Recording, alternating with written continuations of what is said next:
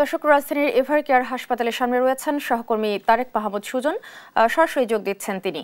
তারেক, খালেদা জিয়ার শারীরিক অবস্থা নিয়ে নতুন কি তথ্য রয়েছে? এয়ার অ্যাম্বুলেন্স আসার বিষয়ে কি জানতে পেরেছেন, জানাবেন আমাদের।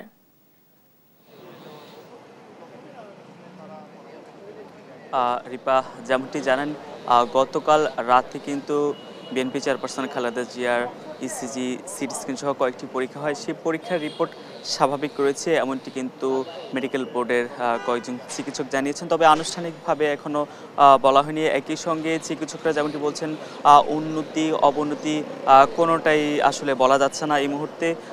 বলা যায় আগের মতোই অপরিবর্তিত অবস্থায় রয়েছে। আর এয়ার অ্যাম্বুলেন্সের কথা যেটি বলেছেন, বেসামরিক বিমান চলাচল কর্তৃপক্ষের পক্ষ থেকে গতকাল যেমনটি জানিয়েছেন, আগামীকাল মঙ্গলবার কিন্তু কাতারের সহায়তায় যে এয়ার অ্যাম্বুলেন্সটি দেশে আসছে সেটি মঙ্গলবার সকাল ৮টায় দেশে আসার কথা রয়েছে।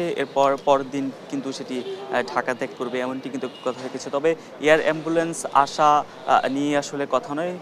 বিএনপির পক্ষ থেকে এবং মেডিকেল বোর্ডের সিদ্ধান্ত অনুযায়ী যেদিন বলা হবে যে বিএনপি চেয়ারপারসনের শারীরিক অবস্থা ফ্লাই করার মতো সক্ষম হয়েছে, তখনই কিন্তু সেই সিদ্ধান্ত নেওয়া হবে, এমনটি কিন্তু বিএনপির পক্ষ থেকে জানিয়েছেন। এর আগে গেল শনিবার কিন্তু বেগম খালেদা জিয়ার যে ব্যক্তিগত চিকিৎসক ডাক্তার এজেডএম জাহিদ হোসেন স্পষ্ট যেমনটি বলেছেন যে খালেদা জিয়ার শারীরিক অবস্থার উপর নির্ভর করবে তিনি কবে নাগাদ ফ্লাই করতে পারবে, এবং সেটি কিন্তু মেডিকেল বোর্ডের সিদ্ধান্তে হবে। সেজন্যই তার শারীরিক সক্ষমতার উপরে কিন্তু এই মুহূর্তে জোর দেওয়া হচ্ছে।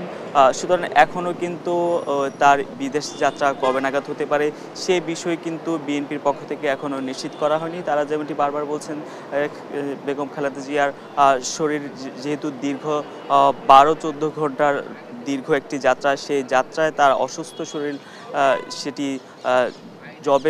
যেদিন নাগাদ সেটি বহন করতে সক্ষম হবে তখনই কিন্তু সেই সিদ্ধান্ত নেওয়া হবে। তো এ ছিল রাজধানীর এভার কেয়ার হাসপাতাল থেকে আমার কাছে সবশেষ রিপা।